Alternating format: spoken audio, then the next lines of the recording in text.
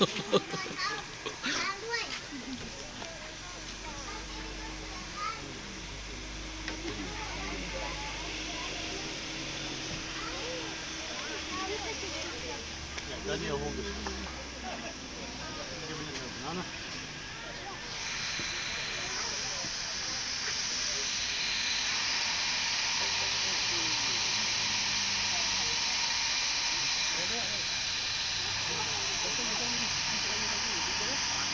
น้ำครับเหมือนน้ำกระตันยิ่งนะ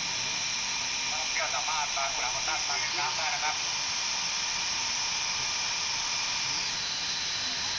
น้ำในน้ำครับ20 บาทนะครับอาจารย์30 บาทนะครับ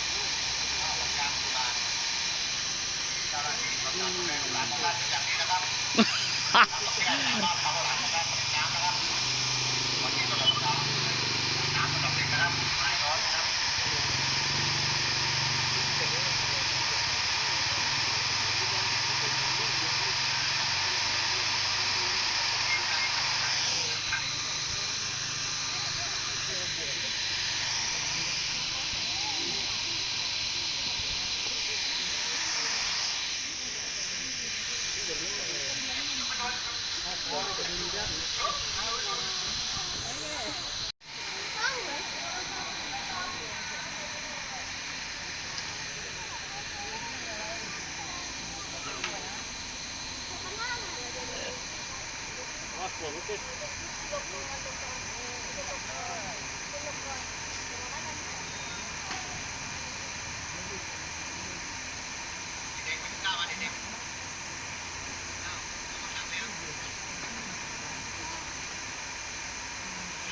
การท่องเที่ยวทุกท่านนะครับวันนี้ส่วนการท่องน้ำส่วนน้ำกระดิ่งนะครับนักท่องเที่ยวสามารถตามเด็กๆท่านมาเล่นน้ำได้แผ่นดินจะอยู่ในจำนวนสัตว์ปีแต่ไม่สามารถกินได้แต่พวกเขานะคะสามารถว่ายน้ำได้อย่างรวดเร็วคล่องแคล่วแล้วก็ว่องไวมากๆเป็นการทดแทนการกินของพวกเขานั่นเองค่ะที่นักท่องเที่ยวเห็นอยู่ขณะนี้เป็นแผ่นดินตัวโตเต็มวัยนะคะซึ่งพวกเขาเหล่านี้จะไม่โตไปกว่านี้แล้วค่ะน้ำหนักตัว1 ตัวจะอยู่ที่ประมาณ3-4 กิโลกรัมเท่านั้นที่ออกมาเป็นแค่บางส่วนอีกส่วนหนึ่งกำลังผลัดขนอยู่ด้านในนะคะที่น้องๆนักท่องเที่ยวเห็นอยู่ค่ะเป็นแผ่นดินตัวโตเต็มวัยนะคะซึ่งพวกเขาเหล่านี้จะไม่โตไปกว่านี้แล้วค่ะน้ำหนักตัว1 ตัวจะอยู่ที่ประมาณ3-4 กิโลกรัมเท่านั้น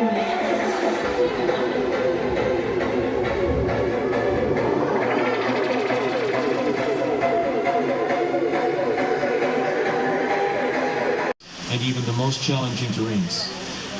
They are patient hunters, powerful by day and night.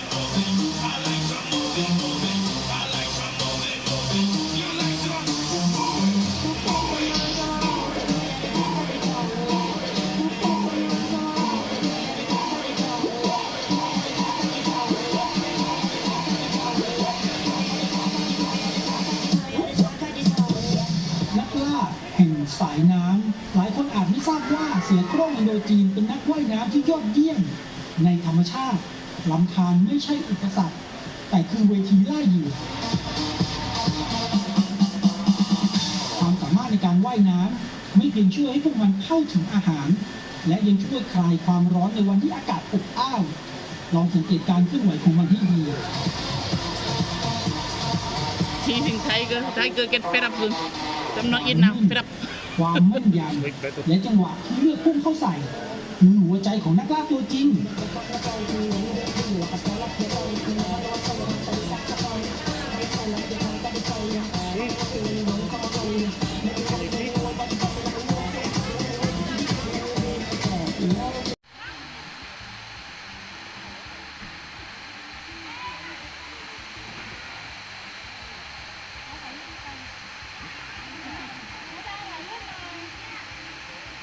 Touch it. Steven, touch it.